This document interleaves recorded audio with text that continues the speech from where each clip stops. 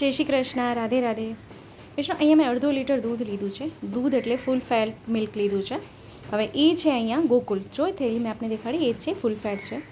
તો અહીંયા છે ને દૂધમાં એકવાર ઉફાણ આવી જાય, દૂધ એકવાર ઉકળી જાય ને પછી એક લીંબુનો રસ મેં લીધો છે. અને લીંબુનો રસ ડાયરેક્ટ નહીં વાપરવાનો, નહીં યુઝ કરવાનું. એમાં થોડુંક જલ પધરાવવાનું અને ગેસ બંધ કરીને એક ઉબાલ આવી જાય દૂધમાં પછી ગેસ બંધ કરી દેવાનું અને એક ચમચી આમાં લીંબુનો રસ પધરાવતું જવાનું અને આવી રીતે દૂધ આખું ફાટી જશે એટલે એના છેના અલગ થઈ જશે અને જો પાણી છે એ સેપરેટ થઈ જશે. ગેસની આંચ અહીં બંધ જ રાખવાની છે. હવે અહીં કોટનનું કપડું લીધું છે અને નીચે ગળણી રાખી છે. તે ગળણામાં આવી રીતે ગાળી લઈએ અને ઉપરથી ઠંડે પાણી થઈને સરખું ધોઈ લેવાનું. હવે ધોવાનું શા માટે કે હવે હા ઠંડુ પાણી શા માટે લેવાનું કે જે એની કુકિંગ પ્રોસેસ છે ને એ બંધ થઈ જાય, ત્યાં ને ત્યાં સ્ટોપ થઈ જાય. નહીં તો જે પનીર છે ને ચીવી થઈ જશે એટલે રબર જેવું થઈ જશે. એટલે ઠંડુ પાણી એમાં પધરાવવાનું. મેં પહેલાં રસગુલ્લાની સામગ્રી શેર કરી છે, રેસીપીની શેર કરી છે, પણ આજ ઘણા વૈષ્ણવને એવી ડિમાન્ડ હતી કે નથી થઈ રહ્યું, કંઈક તો ઇશ્યુ આવે છે એટલે ફરીથી આજે શેર કરી રહી છું. તો અહીંયા કાપડમાં આવી રીતે બાંધીને એને ખાલી 5 મિનિટ એના ઉપર કોઈ વજનવાળી વસ્તુ મૂકીને 5 જ મિનિટ ખાલી એને દબાવીને રાખી દેવાનું. વધારે વાર નહીં રાખવાનું, સાવ કોરું નહીં કરી લેવાનું, એ એક ધ્યાન રાખવાનું. જો પનીર બી આપણે કેવી રીતે ઘરે બનાવીએ ને જ્યારે આપણે શાકી કંઈ સામગ્રી સિદ્ધ કરવી હોય પનીરને, તો હવે દૂધવાળી એ વસ્તુ સામગ્રી કરવી હોય તો વાંધો ન આવે, પણ આપણે શાક કે એવું કંઈ કરવું હોય તો એના માટે પનીર કેવી રીતે ફાડવું ને એ કેવી રીતે કરવું ને એ અગર આપણે વિડીયો જોવો છે તો આપ કમેન્ટ ચોક્કસથી કરશો. તો પનીરનું મોલ્ડ છે મેં લીધું છે. આવી રીતે ન હોય તો કંઈ વાંધો નહીં, આવી રીતે એમાં દબાવીને મૂકી દેવાનું ઉપરથી કોઈ વજનવાળી વસ્તુ, જેથી સરખું એમાંથી થોડુંક પાણીનો ભાગ નીકળી જાય.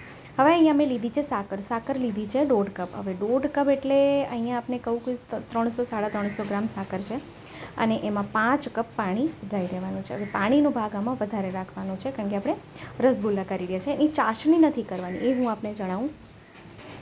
સાકર હવે ઓગળે છે ત્યાં સુધી આપણે હવે જોઈ લઈએ પનીર. તો જો અહીંયાનું પાણી આખું નીકળી ગયું છે એટલે અહીંયા જો. તો હવે એક પાત્રમાં એને કાઢી લઈએ પનીરને. અહીંયા મેં લીધો છે મેંદો અહીંયા એક નાની ચમચી એટલે અડધી ચમચી કહું તો બી ચાલશે. તો પનીર કેટલું સુંદર કેટલું સોફ્ટ થયું છે આપ અહીંયા જોઈ શકો છો.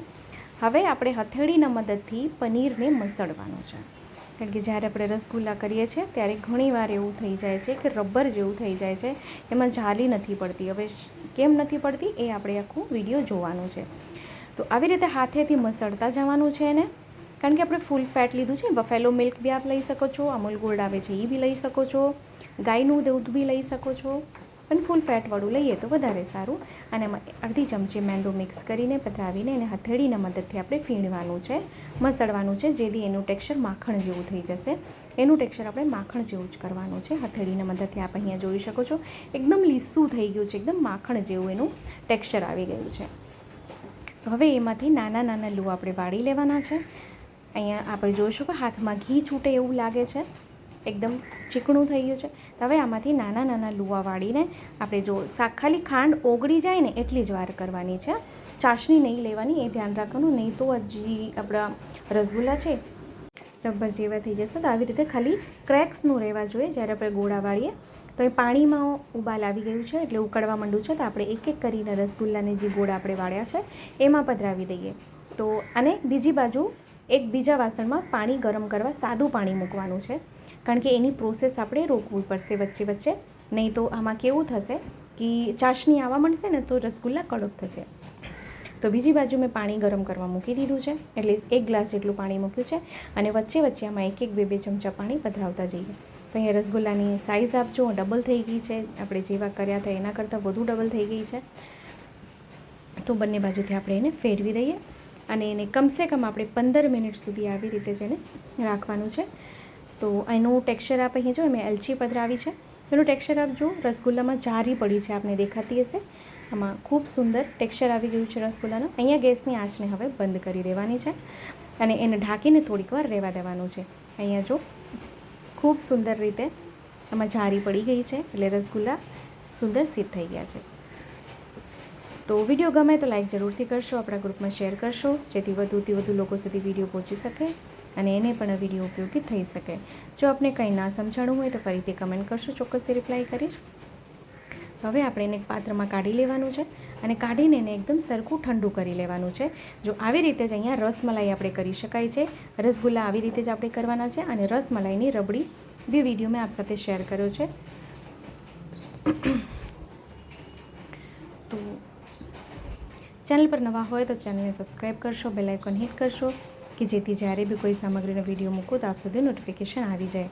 તો અહીંયા જો રસગુલ્લા કેટલા પોચા થયા છે, આપને હું અહીંયા જો એક સમારીથી આપણે ખાલી ટૂંક કરીને દેખાડું કે વચ્ચેથી જો કેટલી સુંદર આમાં જારી પડી છે.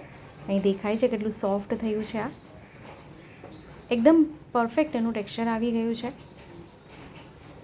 તો આપને કંઈ પૂછવું હોય તો આપણે ચોક્કસથી કમેન્ટ કરશો, હું ચોક્કસથી આપને રિપ્લાય કરીશ.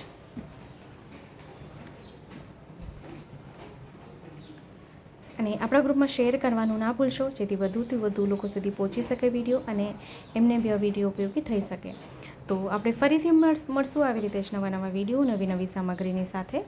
ત્યાં સુધી આપ સૌને મારા જય શ્રી કૃષ્ણ.